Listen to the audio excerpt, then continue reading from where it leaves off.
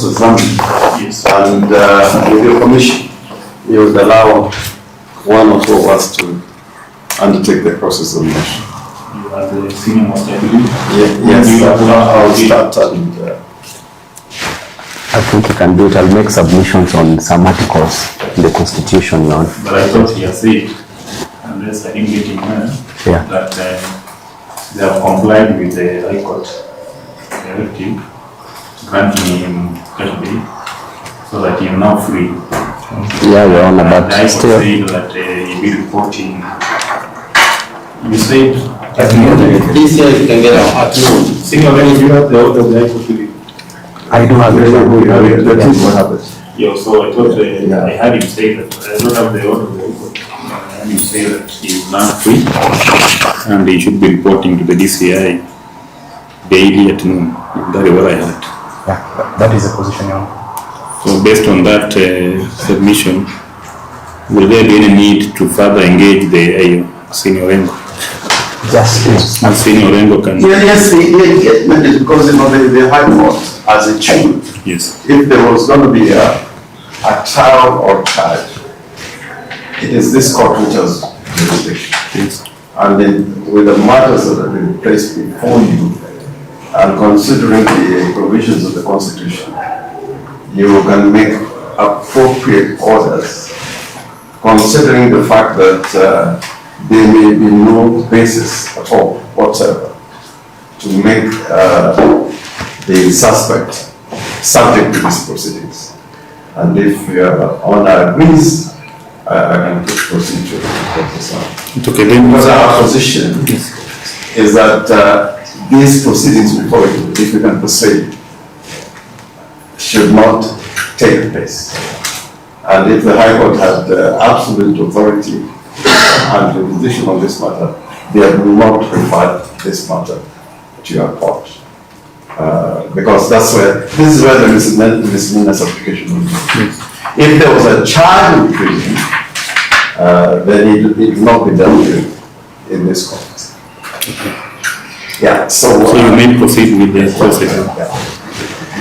Your Honor, may protect maybe among the conditions of the terms the High Court give grants.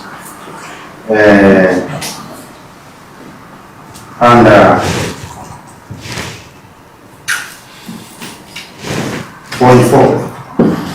The High Court did say that the applicant shall attend the lower court proceedings as scheduled. Okay. so the honest. Now, You can proceed. how long have you been a police officer? I've been a police officer since 2011, Your Honor. And in your experience or work as a police officer, have you ever been a charge in prison?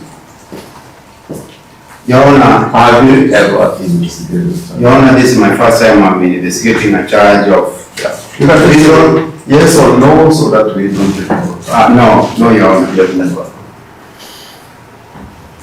But currently you are the investigating officer. Yes, Your Honor. Are you familiar with the charge of prison? Yes, Your Honor, I'm familiar with the charge of treason.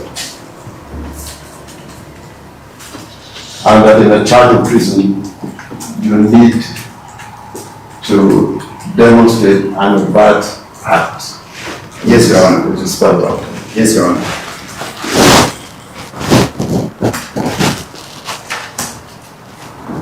And which court has jurisdiction to deal with cases related to trial?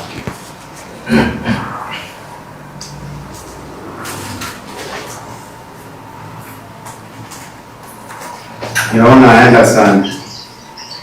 Is a treason trial? Treason is a serious offense. Yeah, is it triable by a magistrate's court?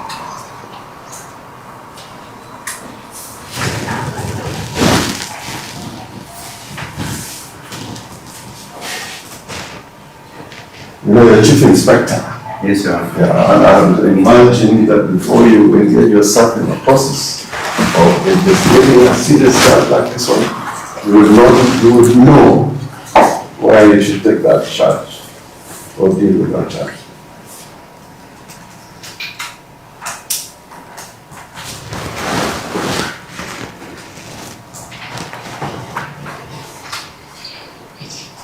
Okay, let me put it this way. What about murder? Cases of murder triable by magistrate court? Your Honor, of course, cases of murder are triable before the High Court, and that's as I indicated earlier. Yeah, the same way of answer directly and simply that the triable by High Court. What about treason? Your Honor, the offense of treason, as I've indicated, is under investigations. Now, why is it triable? I mean, is it the situ of trial? Your Honor, as DCI, Could we take a charge of treason before a public court, for example? no, Your Honor. Why do we take it? Your Honor, the power to give consent to charge Now, not the just serious offense no, of treason. Please, Inspector, Yes, sir. just answer the question. The DPP is not here, unfortunately. Oh, see, he's here. I'm sorry. Why is it tried? If you don't know, you just say no, so that we don't spend about that. Your Honor, what I'm saying, as the DCI, as counsel, senior counsel Orengo has indicated, regards the offense of treason, of course there are ingredients you have to prove. No, I'm left in grievance, that's why I'm talking. You're being asked where do you take charges, where do you take subjects of treason for plea? Where do you take it? Thank you. Your Honor, over the same act will be guided by the ODPP, Your Honor. We don't know.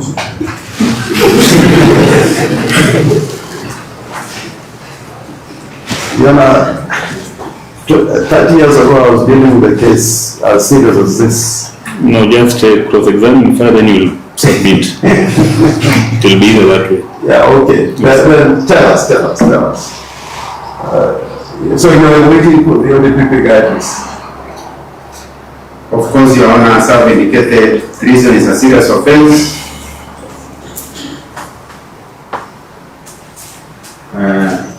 The mandate of the DCI, we investigate, we get the ingredients of treason. Upon doing our file, we forward the file to ODPP, then the ODPP are the ones mandated to give consent, whether to charge, whether there is sufficient evidence over the same for the suspect to be. So you have never got that consent?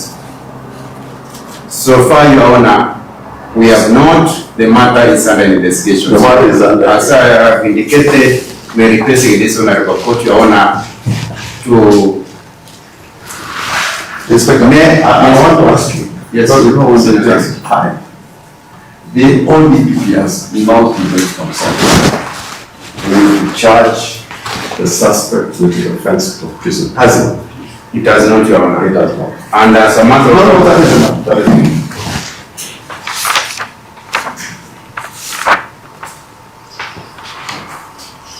So as we speak now, you have not confronted Mr. Njagi with any offense. Your Honor, And you know how to confront a person under arrest or an accused person with a charge as a police officer. Your Honor, as I have indicated before this honorable court,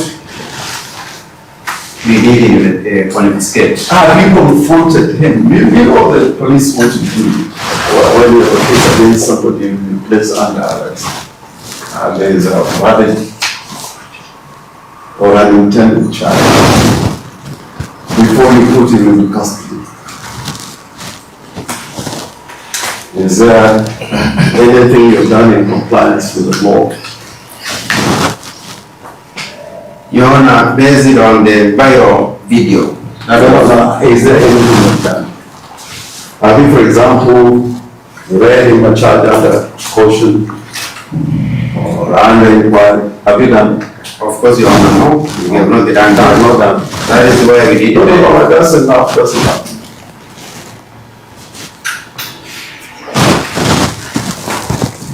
So as we speak, you don't have a charge against the listener. You're just undertaking investigations. Yes, Your Honor, the matter is under investigation, Your Honor.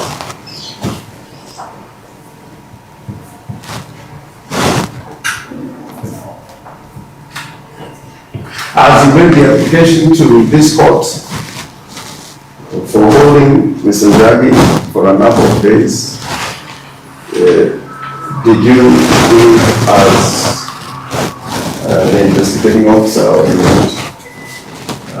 or file the proceedings from the ODPP?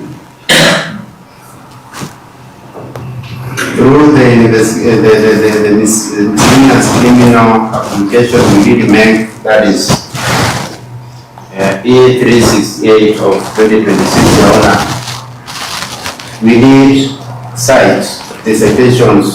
You're the one who filed the application. Yes, Your Honor. Yeah, you did seek to advise or consult. Now, the big question that I want to ask you, why did you go to the High Court? Because that's this where this matter rests. If you have a charge of treason, the place that you should have gone to obtain orders to hold Mr. Njagi was the High Court. On regards the application we did make, that is the custodial and having the two mobile phones of the suspect in this matter is a matter as the DCI that can be handled by the lower court without necessarily moving the same to the High Court, Your Honor. But you're on a charge of treason. The investigations were all about treason. As much as, Your Honor, the charge is of treason, the lower courts regards issuing the applications we did make, Your Honor, want to believe that the lower courts had the mandate to issue the custodial orders, and based on that, that is why, Your Honor, the court did issue custodial orders of 7 days for the said suspect to be remanded at Isinya Police Station, Your Honor. So at the end and the conclusion of these 7 days, you don't have a charge, correct? Yes, Your Honor. At the end of these 7 days, you have not submitted a file to the Office of Director of Prosecutions. So far, Your Honor, we have not submitted for reason I've indicated. No, that is good enough. Yes, Your Honor. As far as we're concerned, up to now, there is no file or proceedings before this court related to the charge of treason. Your Honor, if I may respond to that, as Senior Counsel Orengo has indicated, Your Honor, we have a file whereby, as the DCI, we are ongoing with the investigations, but so far we've not forwarded the same file to ODPP. And if you have sent it to the ODPP, they may refuse or give consent. Your Honor, we don't have an objection on that. As forwarding the file to ODPP, even before this honorable court, Your Honor, when it comes to, I want to believe, making judgment, it is based on the evidence adduced before this honorable court. No. So the file we forward to ODPP will basically depend on what evidence is contained in that file, Your Honor. which you don't have. You are still. As I have indicated, the investigations are ongoing, Your Honor. Now, our constitution talks about the right of arrested persons, not even accused persons. Yes, Your Honor. They have a right to be confronted with the reasons why they have been arrested. And secondly, if at all they're detained, they must be brought to court within 24 hours. That is a constitutional consideration. Yes, you know, we don't have the luxury. Yes, Your Honor. Recommending the constitution that if you really have a serious charge, then before you arrest, you must be very careful that you in a position to meet the demands and the command of the constitution. That once you arrest somebody, my problem with what you have done, that you decided to arrest him and you don't have a charge and you are still undertaking investigations. You have not ever filed to present to the office of DPP. And you're required to present him within those many hours. Is it not playing around with the law? Your Honor, as the DCI, our mandate is clear. We investigate criminal offenses. Your Honor, I understand Article 49 of the Constitution enshrines the rights of the arrested person. Your Honor, regards the suspect before this honorable court, our investigations were prompted due to the viral video. No, viral, you don't have a case. Whether it was viral or not doesn't matter. If you had a case, we'd be dealing with a charge, with witnesses.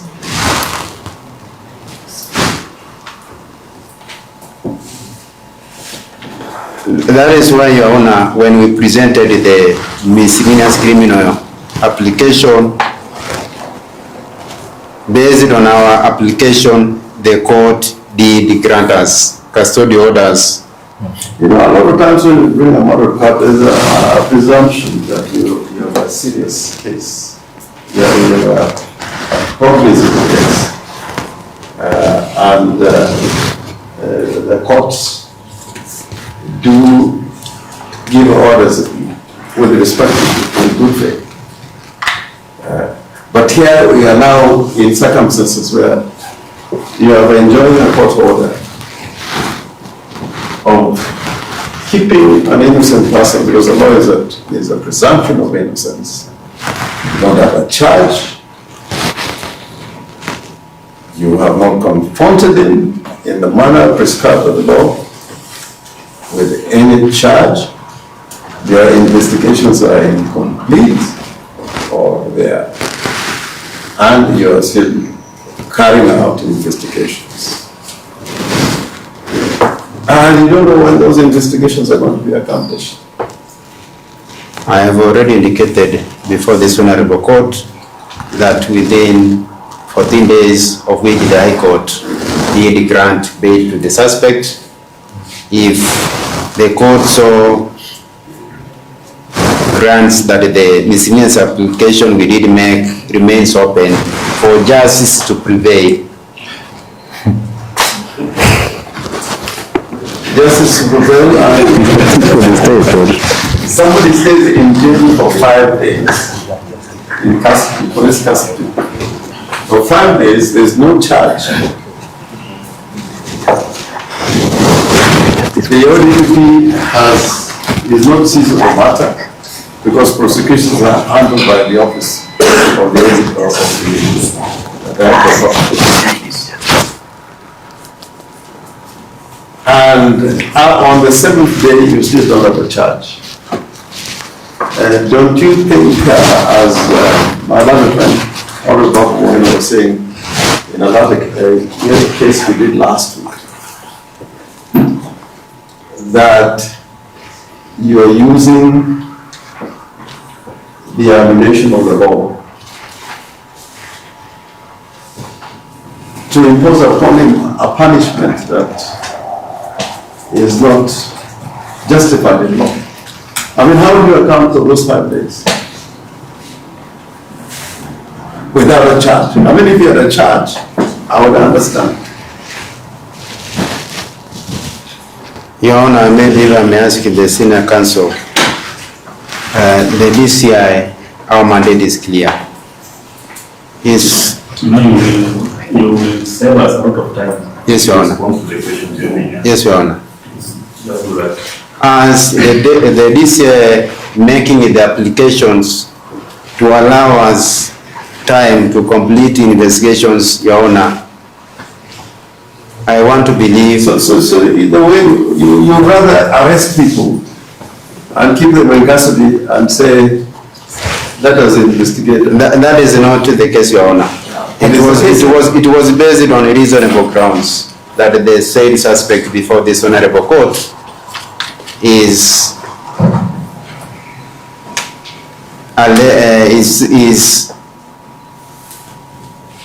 You know, but the court believes you when you come as a public officer with an application and being a state organ in a working democracy, constitutional democracy.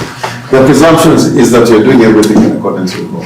of which That's why the courts of which give you these orders. I'm trying to explain. But now you work with these orders in circumstances where you don't have a charge. You have not completed your investigations. And as it is, you cannot prosecute without the consent of the ODPP. Why should you remain in custody without that consent of the ODPP? Your Honor, as I've indicated, we did make a custodial application, miscellaneous criminal application for custodial for the court to allow us to investigations, to finalize the investigations so that we can arraign or upon forwarding the file to ODPP to advise us so that we can arraign the said suspect and be arraigned. Would you, for example, and I'm suggesting I don't have the power, the court has the power. Yes, Your Honor. If the court told you, let Mr. Njagi go, you go and do the investigations. When the investigations are complete, then you can arrest him. Based on that, as the DCI, we of course go as per the orders issued by the court. So what I'm suggesting is completely hostile to your office. So the reasonable thing, you take your time. You know, sometimes treason takes a year or 2 years. Are you aware of any offense of treason which has been ended up in a conviction in a civilian court in the Republic of Orengo? Can you point to me even one, except in the court martial? On that, Your Honor. Are you aware even of one? On that, Your Honor, I'm not aware. Yeah. So it's not your normal walk in the park when you confront somebody with the charge of treason. Now I want to tell you what the charge of treason is.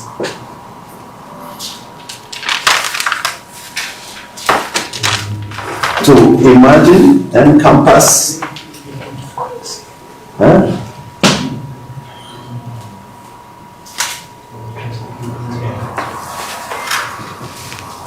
the death of the president. In what you're investigating, is there anything in relation to that element of treason? Your Honor, regards what we are Is there any? regards what we are investigating. No, I'm just asking you a specific question. The answer is yes or no. No, Your Honor, but treason You've captures a number of subsections. You have answered my question. The investigation you're carrying about, are they, and I would really be surprised if you said they are basis. Are you accusing Mr. Njagi for the offense of overthrowing the government of Kenya by law establishment? That is, Your Honor, the line we are pursuing. Are you? For reason he indicated. I'm trying to show you that treason is very difficult to deal with. And the state normally, at least I know I've worked as a prosecutor in the office of the DPP with very senior legal minds, including their former Attorney General, Charles Njagi, of worked with Chunga, in circumstances where the issue of the offense of treason came into discussion. Do you truly believe because of somebody which was you found on a phone that you say was viral, which you have not quite accessed the content, that you are justified to say that Mr. Njagi was planning to overthrow the government of Kenya? Your Honor, is based on the subject. Do you truly believe? Miss, I'm asking you a specific question. We do. As a serious person. We do, Your Honor. Well, maybe you need just clubs and stones to overthrow the government of Kenya. Now, my last question. Yes, Your Honor. As the investigating officer, can the court give you time? And it doesn't need to give you time.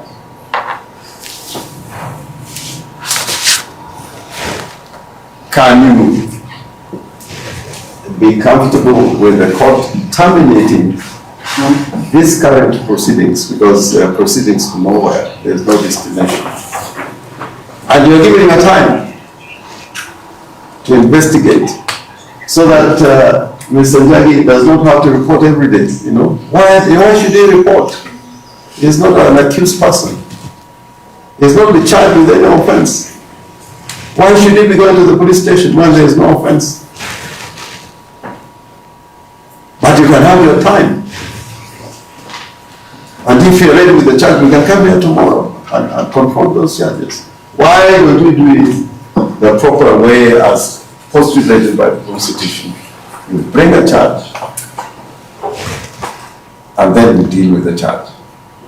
Instead of arresting, this is pre-trial detention, pre-indictment detention.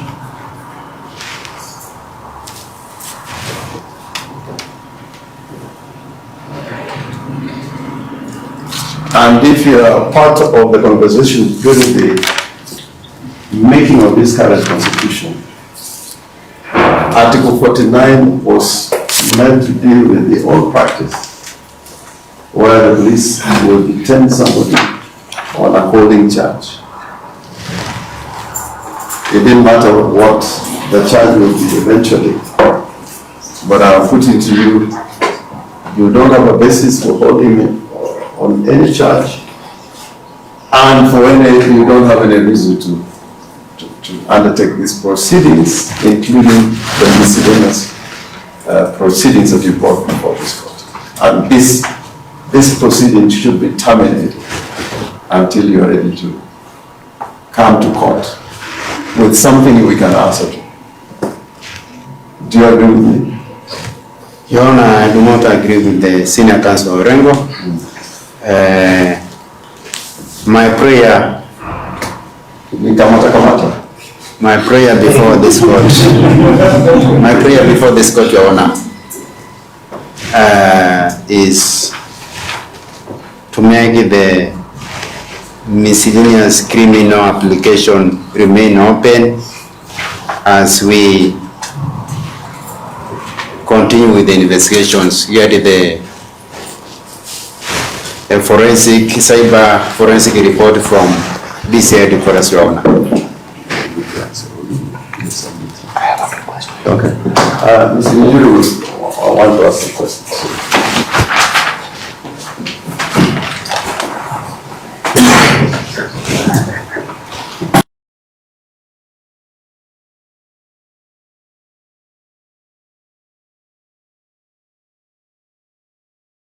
You are making reference to a viral video, right? Yes, Your Honor. Please confirm, is that the basis upon which you commenced, you actually arrested him on the basis of that video? Yes, Your Honor.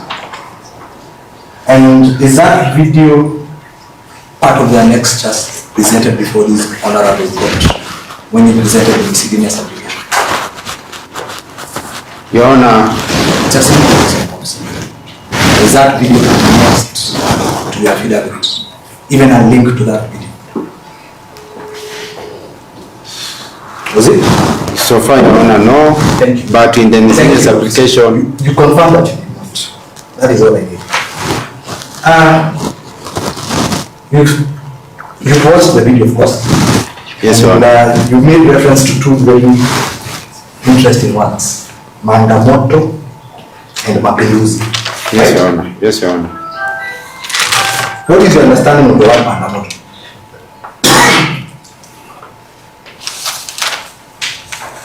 Or rather, in your knowledge of the Kiswahili language, is there such word as Mandamoto? Your Honor, as per the Google dictionary,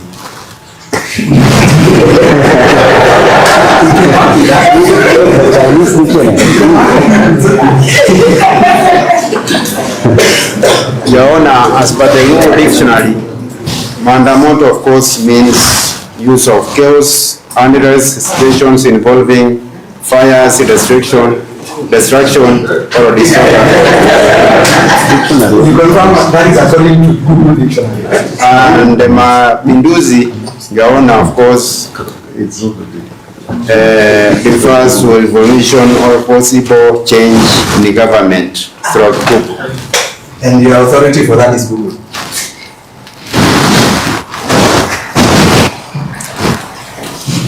Thank you. Now, let's go to the second one. In the video, do they refer to Mapinduzi? Your Honor, as I've indicated, the matter is under investigations. Once we get the reports, Officer, you have seen the video, right? It is the reason why you sent your officers to arrest Babu. So, yes, Your Honor. in his recording, did he refer to Mapinduzi? It's a simple yes or no. Believe yes, Mapinduzi. Your Honor, regards issue of Mapinduzi through intelligence, they said suspect before Your Honor, he said to be a financier and a mobilizer of the youths meant to revolutionize the government of Kenya, Your Honor. Officer, you made reference to intelligence. Can you clarify what you mean? Artificial intelligence, perhaps?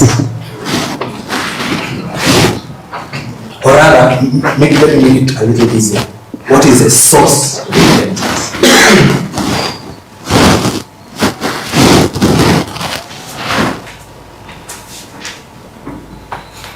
Your Honor, as I've indicated, we have organs. Even within us, DCI, we have a subunit responsible for collecting intelligence. And as a matter of fact, as the DCI and officers working for the government, any information we get regards any person who intends to revolutionize the sitting government. As DC officers, we have to initiate the investigations. And as I had indicated earlier, the investigations against the suspect before this court was prompted due to the viral video. The video that you have not attached, presented before this court, right? Once we get the report from the DCI forensic analysis, we will attach the same But video. as of now, you confirm that you obtained custodial orders from this court without producing the basis for your investigations before the court. True? In the miscellaneous application, Your Honor, Officer, it's very simple. That it's either actually yes or no. You confirm that you obtained custodial orders without adducing your basis before this court. Is in that the position? in the miscellaneous application, Your Honor, we did capture the issue to do with the viral video. Through mere allegations. There were mere allegations. Was there anything backing it up? Your Honor, they are subject to us getting reports from the cyber So forensic. again, you confirm there was nothing. We go back to that, the fact that there was nothing. Isn't that so? I cannot fully say there wasn't something of that sort. It is subject to us getting the reports from the cyber forensic over the same, Your Honor. Very well, officer. You have told this court that you have been a police officer for 11 years. Is that correct?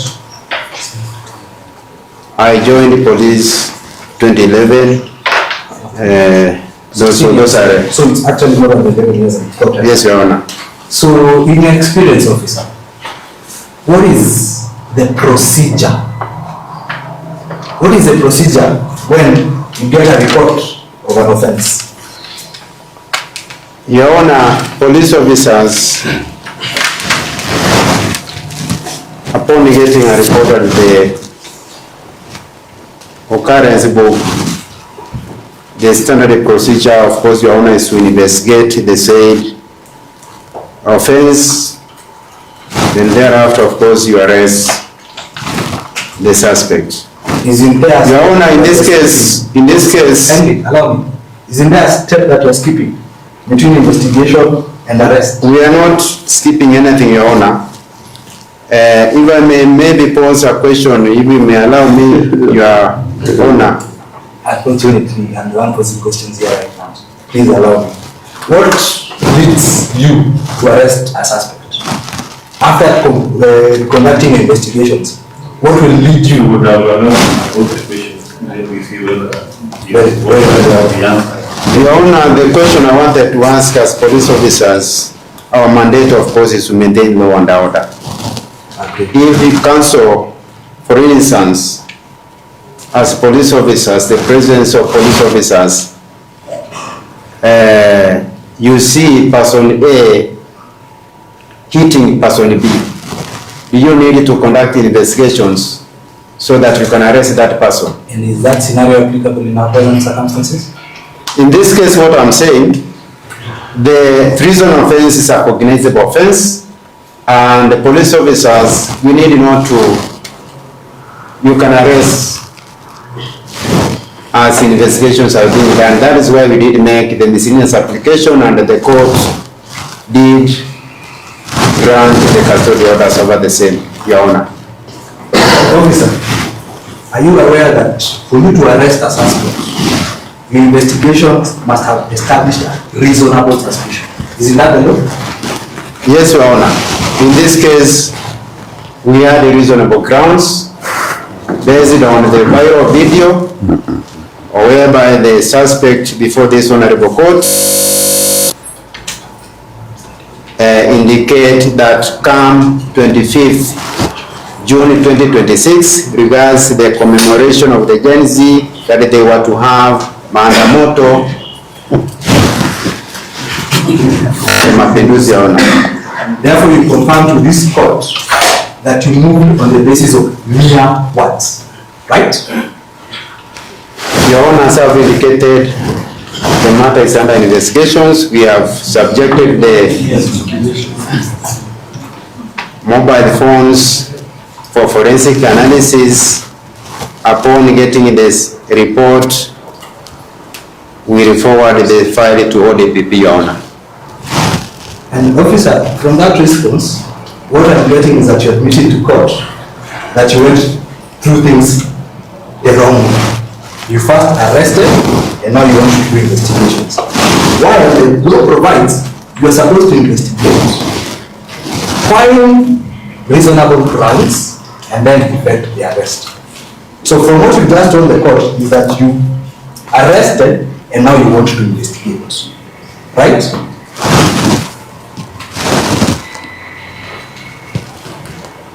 All right, thank you, officer. As I conclude, you have been very, very insistent that Mr. Njagi being in custody for the 5 days that he was pursuant to custodial orders granted by this honorable court, right? That is the position, right? Officer. Your Honor, we did make an application that as the DCI, we were doing the investigations. We did confiscate the mobile phones of the suspect before this court, and that the said mobile phones were to be subjected or have been subjected for forensic analysis. So far, Your Honor, we have not gotten a report over the same. I believe you went on a different tangent from your question, but okay. When you presented Bob to court for the application for custodial orders, were you present in court? I was present in court, Your Honor. When was that? It was on 25th June 2026, Your Honor. What was the situation in our country in that day, officer?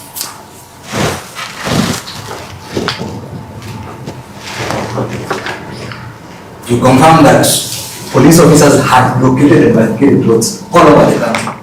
Is that so? Your Honor. Is that so, officer? It's a simple yes. Well, it's in the public domain. Was Mr. Njagi represented of that? I don't know, Your Honor. But you in court? Yes, I was in court, Your Honor. Was Mr. Njagi represented? Your Honor, maybe that question can be directed to the Mr. Njagi, Your Honor. Yeah, that is all. Your Honor. My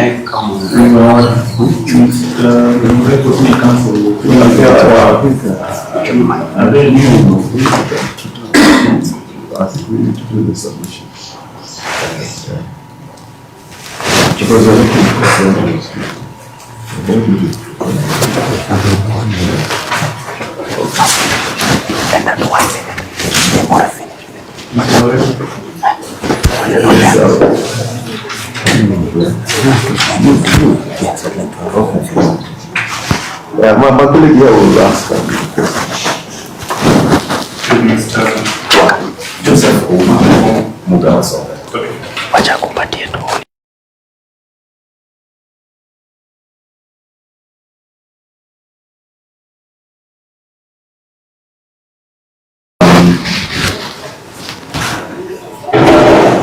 It's important to start every conversation from the Constitution. What does Article 10 say? What is it about? No, you're not an advocate. I'll put it to you that you need to talk about good governance. And what is good governance? You're not only the council. Or not yet also. Bwana Mansa, do you know what Article 10 of this Constitution talks about? Your Honor, I've gone through the Constitution, but at this time, regards what the council is asking Article 10, I'm not privy to that. Maybe it's a conversation. So Article 10 asks you, as a public officer, to pursue good governance.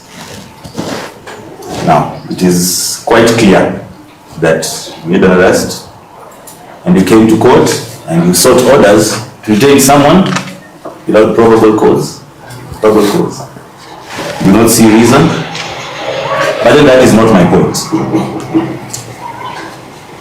I want to ask you a series of questions that will demonstrate to this court that the miscellaneous application you made makes you unfit to be a public officer. We will not do that. That is what you want. Your Honor, I won't railroad the witness. I won't railroad the witness, far be it from me. It's not for trial. We were just ventilating the miscellaneous application and looking at its merits and demerits. So take the root for merit and the merit that not being fit or otherwise to protect them. Your Honor, we have a public officer here who has come to court. Proceed with the questions. Much obliged, Your Honor. You say that the DCI has been investigating this matter, yes? Yes, Your Honor. The Act, the National Police Service Act, it says, and I quote, that the primary role of the DCI is to collect and provide intelligence. Yes, Your Honor. So far, have you collected any intelligence? Your Honor, we did effect the arrest of the suspect before this court based on the intelligence. So what did you collect? The intelligence we got in collaboration with the viral video whereby the suspect before this court, Your Honor. Thank you. Thank you. No need to repeat that. So the intelligence that you're providing as a result of that miscellaneous application is that there's a viral video. Yes, Your Honor. That prompts a charge of treason. Investigations. Investigation, yeah? Leading to a charge. Now, the penal code, section 40, says that treason is, and let me read.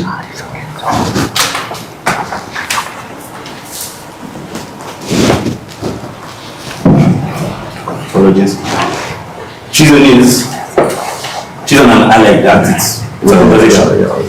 Any person who, owing allegiance to the Republic in Kenya or elsewhere, devises, intends, invents, imagines the death, maiming, wounding, imprisonment or restraint of the president. Mandamento Mapinduzi. Do we hear the name of our beloved president? Or any reference to him? Of course not, Your Honor. Thank you. You can maybe continue reading. Sorry. Secondly, the imposing by unlawful means of the president from his position or the style, honor, or name of the head of state and commander-in-chief of our republic. Mandamoto and Mapinduzi. Anything about overthrowing our beloved president? That's a yes or no question. And you watch the video. Any mention of our beloved president? Your Honor, It's a yes or no question. I would request the council maybe to continue reading the offense of treason. Yes or no? Please, let's respect each other's time. Huh? Did you hear the president being mentioned in any way, form, or shape? No, Your Honor. Thank you. Expresses or utters, declares any imaginations, inventions, and it's quite wide here. Imaginations, I believe Mandamoto fits there. Imaginations, inventions, devices, or intentions of publishing any printing or writing. Was anything printed? Was anything written? That's a yes or no question, sir. The suspect in this case is doing the viral. Okay, so nothing was written, nothing was printed, yeah? Is subjected to getting the reports from the cyber forensic. Was anything written? It is subjected to. Was anything written? Your Honor, it is subject over the same, the matter is under investigation, subject to getting the reports from the cyber forensic. I have written on this paper. Was anything written? Fine, I want to dive in. And lastly, any person who levies war is against the enemies of the Republic and instigates an invasion, which is irrelevant. Therefore, Your Honor, I apologize for that confrontational approach in the beginning. I believe an academic approach says receipts are good. That is, the facts shall speak for themselves. That's it. So, I advise you use the time to cross-examine. yes. Therefore, in conclusion, you brought an application to court to investigate something which the evidence which you have not attached says nothing about. Because it's the president we're talking about here. Nothing in that viral video, or is there anything in that viral video which alludes, even distantly, to our beloved president? Your Honor, based on the miscellaneous criminal application we did make, I do not think that the court did make or issue the custody orders based on hearsay, what we presented before court, so that the DCA can be granted the custody orders in its own understanding. I want to believe, Your Honor, the court did see reason for the application and they granted us with the custody orders, Your Honor. As I've indicated, Your Honor, the matter is under investigations, and I'm requesting you, Your Honor, if you can allow us time to get the forensic report regards the mobile phones which have been submitted to the cyber laboratory for extraction of the videos. It will be prudent, based on that, upon getting the reports as the investigating agency and to ODPP, Your Honor, it will be of great help regards the matter under investigation, Your Honor. Conclusion. Thank you for the time. In conclusion, I submit to this court that the miscellaneous application was misplaced simply because the basic elements upon which the investigation should rest have no direct linkage to said offense as our penal code provides. Thank you for the time. Mr. Orengo, are you done with your submission? Yes. I think the prosecution of the DCP, any issue? Yeah, we don't have much, because I don't want to delve into issues that are not for this matter.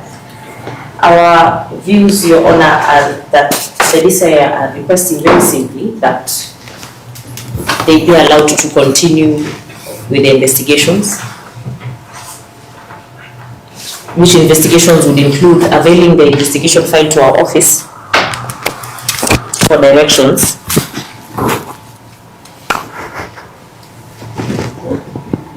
We are agreeable to that application, that you do give them a few more days to conclude the investigations, and on the next mentioned date that you give us, for them to come and give hopefully their final direction that they will have received on whether the respondent is being charged and what charges are going to be preferred based on the advice given by our office.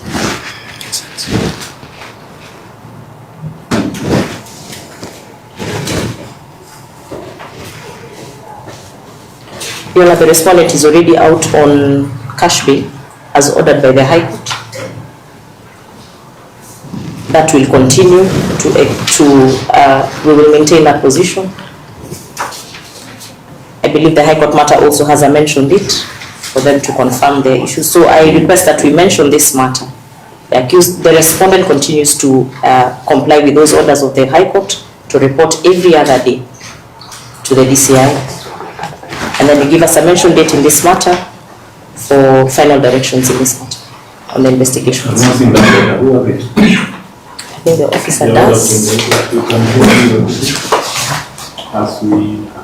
Yes, that's it. Yeah,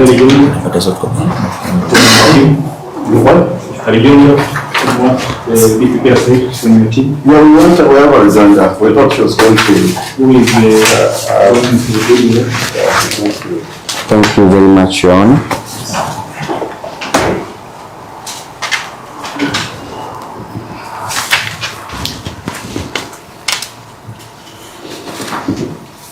Your Honor,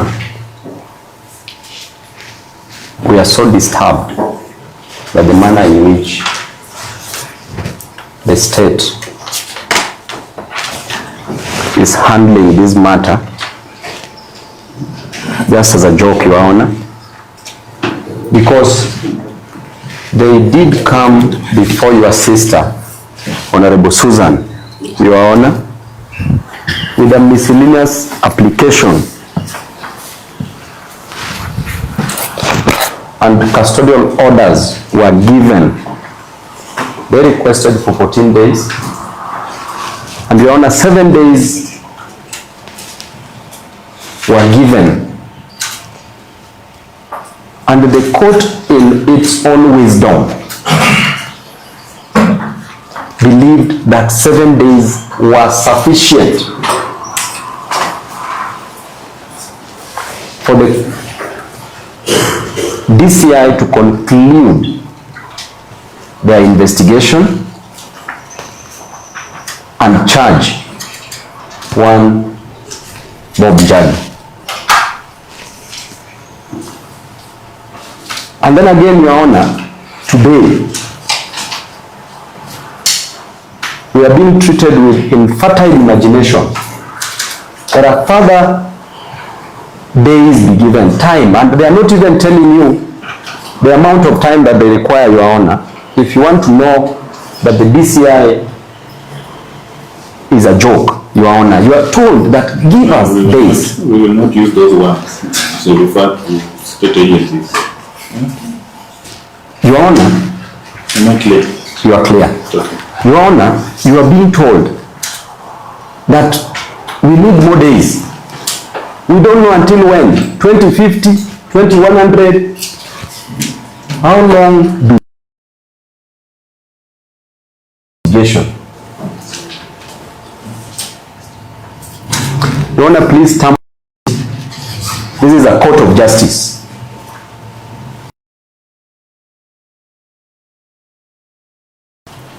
And don't let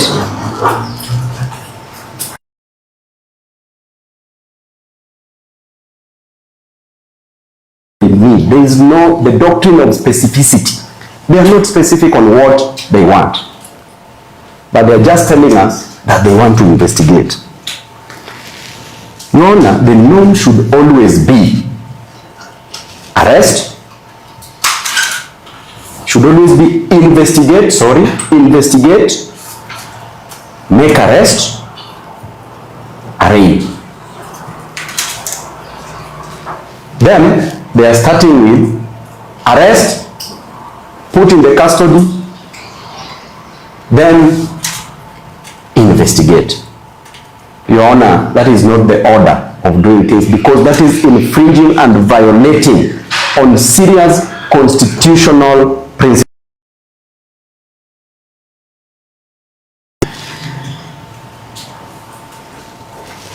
Your Honor, there are violations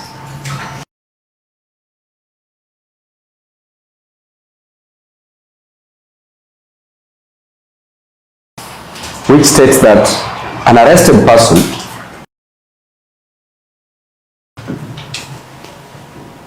to be informed promptly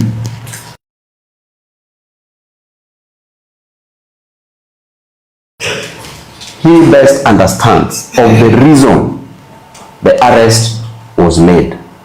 according to this case, Your Honor, because even the DCI is not sure of what to charge, of what charge to bring forth, and is still under investigation. It therefore means that the arrested person was not informed of the reason why he was arrested. And that amounts to abduction, Your Honor.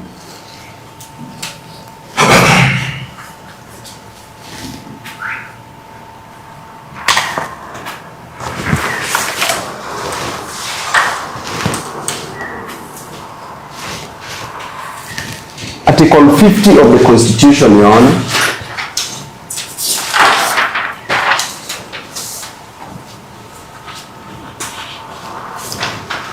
on a right to a fair hearing or trial, Your Honor.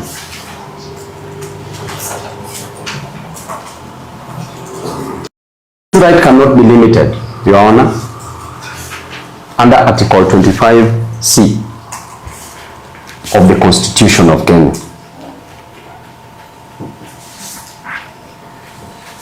The Constitution does not treat this right as a procedural luxury,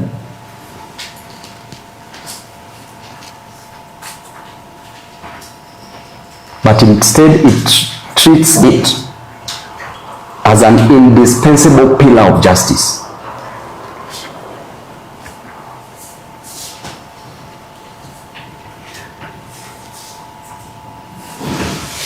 And Article 25C of the Constitution declares this right as a non-derogable.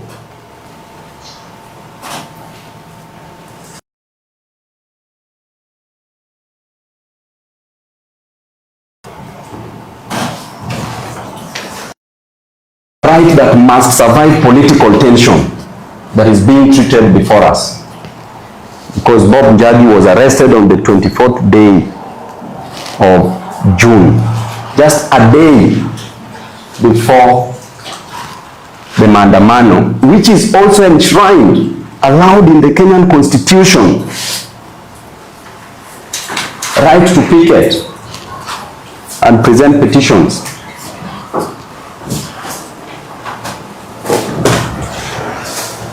It must survive political tension, public outrage, and even state of emergency, Your Honor. And this right cannot be suspended, it cannot be diluted or sacrificed at the altar of expediency, Your Honor.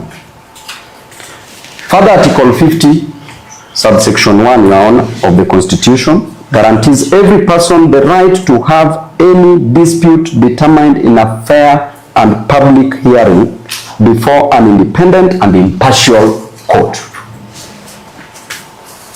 Your Honor, justice is not merely about arriving at a conviction or acquittal.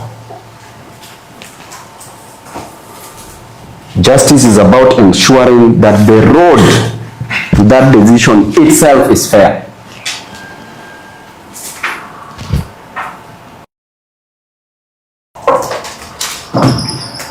Therefore, Your Honor, this court must jealously protect this right.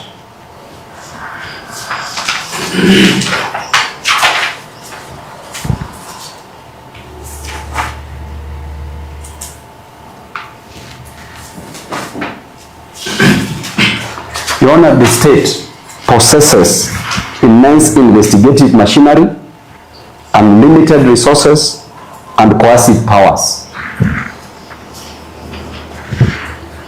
The accused person standing before you, Your Honor, only has the Constitution to protect him. He is not an accused.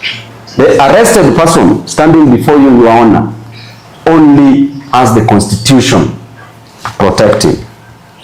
But according to the DCI, he is already convicted, Your Honor, according to the way, the direction that he's taking.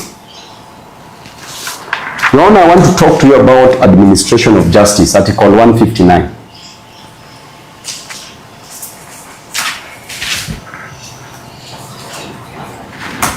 This court is not merely a forum for determining disputes, Your Honor. It is the constitutional custodian of justice. Every decision rendered by this honorable court either strengthens or weakens public confidence in the administration of justice.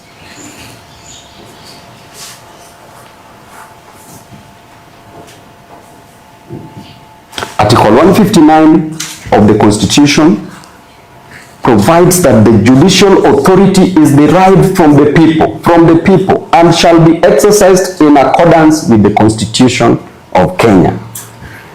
And the judiciary therefore exercises power on behalf of the people, not on behalf of the executive, nor the legislature, or any other private interest. The administration of justice is not measured by the number of convictions, Your Honor, number of convictions secured, or applications dismissed. It is measured by whether the process is fair, impartial, transparent, and faithful to the Constitution.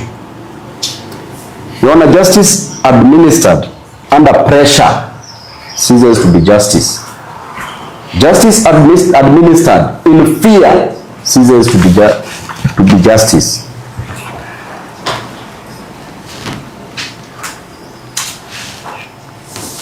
And justice administered to satisfy the state also ceases to be justice. The Constitution of Kenya only requires only one standard, which is the constitutional justice, not any other. Therefore, the duty of the court is to validate actions, is not to validate actions of the state, Your Honor, merely because they are popular, nor condemn an accused person merely because of allegations such as this, just to attract public attention. The administration of justice demands fidelity to the law, equality before the law, and unwavering protection of constitutional rights. That is the promise made to every Kenyan by the Constitution of Kenya. Article 159, subsection 2, Your Honor, states that justice shall be done to all irrespective of status. It shall not be delayed, Your Honor, which is happening in this case. It shall be administered without undue regard to procedural technicalities, and the purposes and principles of the Constitution shall be protected and promoted. These constitutional commands are not aspirations, are not aspirational, Your Honor. They are binding obligations. They require this court to ensure that justice is not only done but is manifestly seen to be done.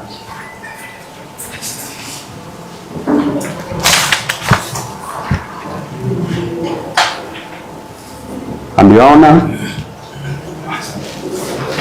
history does not remember courts that merely followed the prevailing winds of the day.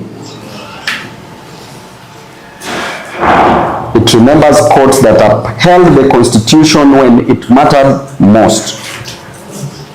The legitimacy of the judiciary rests not on the popularity, but on the unwavering commitment to the rule of law.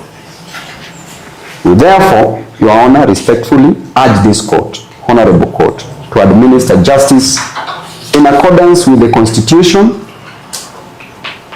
uninfluenced by external pressures,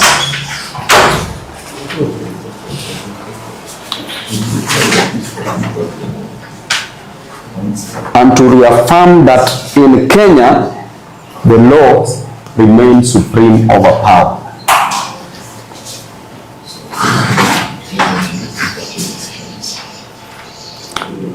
Your Honor, the court exists not to ratify power, but to restrain it. not to echo the loudest voices, but to uphold the Constitution. And therefore, lastly, Your Honor, every judgment, every ruling delivered by this court is a statement about the kind of a republic we aspire to be. Today, Your Honor, we humbly ask the court to let that statement be one of justice, courage, and fidelity to the Constitution. Your Honor, we also request humbly, as you close the file, Your Honor, we humbly request that the gadgets, the phones that were taken away from Bob Njagi be returned to him, Your Honor. All this is against the spirit of the Constitution, Article 50, subsection 2, paragraph L. But he cannot self-incriminate.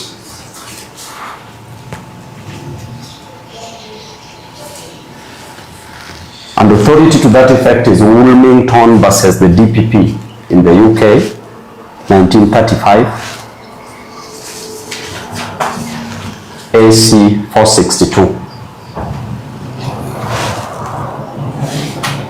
where Judge Viscount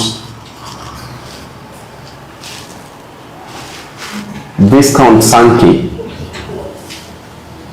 stated that the burden of proof lies solely with the prosecution, not the arrested person. So he cannot help the DCI officers to investigate himself. And therefore, the Constitution solely expressly protects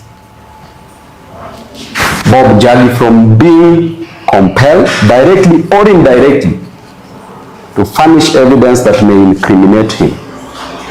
Because the burden of proving this case or the charge will solely rest on the prosecution. Thank you, Your Honor.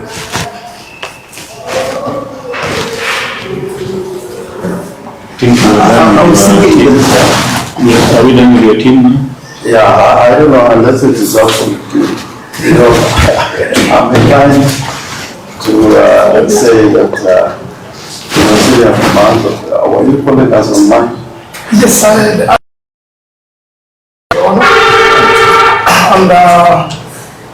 just wanted maybe to make